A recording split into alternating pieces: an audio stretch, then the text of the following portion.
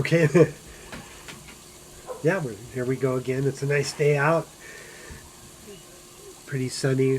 Still a little foggy, but anyhow, we're going to head out in the morning too for another surf session. Today we messed around at home and things like that, but anyhow, I'm going to be messing up and playing around a little bit with some things here.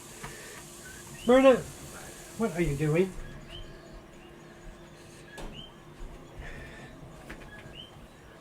Cat, I don't know what it was up to. You go do some work or something. Anyhow, okay, here we go. I'm back. Anyhow, we're messing around with things, and this is the green, original green machine, and the whole story about is how I got it in the box. And I don't know if all the parts were original to it, but I bought that box of old parts, and anyway, it did become this machine.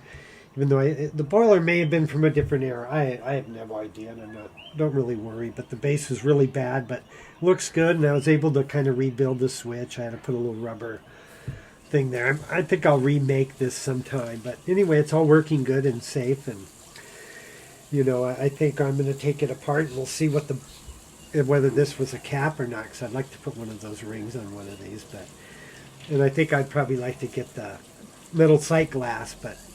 The main thing I always liked is I kind of did the little turn there so that it sits lower, right? It's just easier to get to.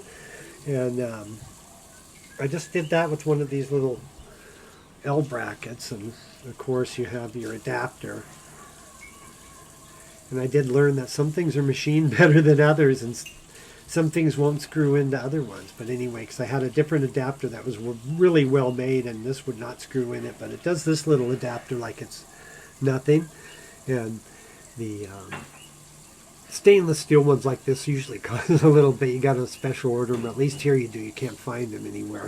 Of course, they have the regular little brass ones and stuff you can get at the plumbing store easy on the NVP thing. So that's what this is my first one I did that way, but I have. For the next one I'm going to do, I have this, and I just, it's just the 1/8, and it just goes right in, and then you can elbow over. Now, the one thing is, this is for the gauges that have the back ones, so you have to find one of these, unless you do something elaborate to go up and around, like I did once, but I'd like to use this gauge, because it's blue. That's why it just looks pretty good, and it'll go up to a couple bars, so one bar would be right there. So, but anyway, that's the main reason I got that. So, it's not and then you go in through the back. So that one fits pretty good, right? And it looks pretty cool because it's lower, and you can get to this. The other ones sit by the cap. This gives you plenty of room, and you can still see it fine, and it looks nice and sleek. But anyway, that's a nice way to do things. And I got to figure out where I want to put this one on, just because, I don't know if you can see it, but it's kind of blue behind there, see? I just like the look of it. And it'll read enough, because it'll go to one bar right there, not around like the others. But it'll do what we want it to do, so that's pretty cool. And then, there goes something in the afternoon, but that's life in the neighborhood. So anyway, we're going to make some coffees on the other machines, and discuss some other plans we got going. But anyhow. All right, let's just do a normal run. This is, how I use my these are the two machines I'm running right now. I like to collect a couple, as you know, but let's just go ahead and do the full run. We've already had a latte earlier, so we're going to make another one. And we'll just do it the whole way, uncut, just how I like to do it. So I just filled them both up and turned them on. I like to always refill the water if they've been off a little bit. If I'm just making the second one, sometimes I'll leave, I'll just turn them on. I won't add any water. But if I've steamed out of one, I'll probably add a little water. But that's just the way I do it. So we'll just get ready. I'm using the bigger baskets for the Electra. Those are the two I like to use a lot. I use the other ones too. They're all very similar, but you can get a little bit more coffee in the Electras, but still you like it a certain amount up from the rim anyhow. So they all work really good, just depending on the size of coffee you want to make. If I'm using the smaller cups, I'll use the slightly smaller basket, which they still call the large one. And if I'm using the bigger cups, I'm going to use the electric basket most of the time. And we'll just go ahead and get those ready. So I rinse them out, I pop them. I have a few extra baskets, so it's so much easier just to put a cold basket in than try to mess with that hot basket and springs and clips. It just doesn't make sense to me. I just pop the old one out, put a new one in, and go. But here we're going to start with some fresh rinsed ones. We got the machines heating up. Got everything cleaned up, and we're just going to go ahead and do it the way I do it every time.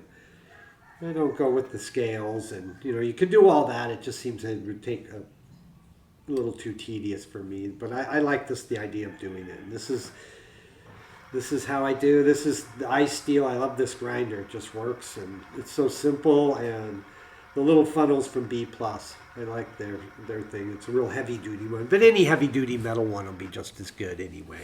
I'm not pitching one or the other. No one gives me anything or pays me to advertise, that's for sure. But anyhow, that one works good, and I do like their tamper because of its weight. It's very easy to tamp, and if you switch from like their tamper, which is pretty heavy, to other ones, you have to kind of think about that's a lighter tamper, so you're gonna have to maybe tamp a little more. This tamper is a nice weight. You almost even don't need to tamp. You can almost set it there and spin it a few times. It just needs the light, so it's an easy one to control because it is heavy. And I'm pretty good. I look at it and just go. Maybe we think about things too much. Maybe we should just remember to just go ahead and do them. And so, I just look. I know it's going to come up to a certain amount that I always like to see. And right now I'm doing pretty good. Sometimes last few days I've been getting a little too much. I've been kind of boofing a little bit, but that's all right. But I've been really dialing in. So that's the way why I like to do that too. It's because you just get to kind of enjoy a little difference. It's just kind of fun. It's more like making a recipe or kind of arty, and it's super fun, like riding a longboard or something. So Ut always likes the mug, so that's the one she likes to use. And then I like the Loveramics cups, and I switch between 2 or 3 different colors, but I got all 6 colors just to have them, and those are the mugs I use. I've been kind of getting rid of some of my other ones because you know how it is. You start getting too many of those things, and you're just not going to use them unless you're way into collecting them. So we'll just keep going, and we're going to bring these up. And this is the first one we made, and it's running really good right now. I kind of got it dialed in. I was worried it just wasn't working that great, but it really is. After I ran it a bunch of times, it really kind of dials in. So maybe some of these newer ones, or after you work them, need to run a few sessions to kind of seed in. But we're going to go ahead and steam. I like this steam pitcher. It's the perfect size. I'll have to do a show on those. And once I kind of get it bubbling up, look, you can just set it right there, kind of on the edge of the base, right there where the plastic is, and the steam tip. And where I like to have the milk, that's like a perfect thing, so I can sit there and it'll get a very nice fine foam if I do that. Sometimes if I move around a lot, it'll get a little bubbly at first, a little bigger, but I don't worry. At the last bit, as I bring it up to the temperature I like, I just set it like that. And the steam tip seems to be at the perfect little spot, and you just kind of have to get your sweet spot on things like that. And so now we have some nice... There goes someone jackhammering in the neighborhood, but that's what happens. Anyhow, we're going ahead, and I like to wipe off the steam wand too. That's always a good idea. Or you got to soak it every now and then, in the water bottle or somehow overnight, just to get that crust off, so you don't end up with that weird little taste. But it's all pretty good. And there we go. And now we're going to go ahead and raise our levers, and we'll let it sit.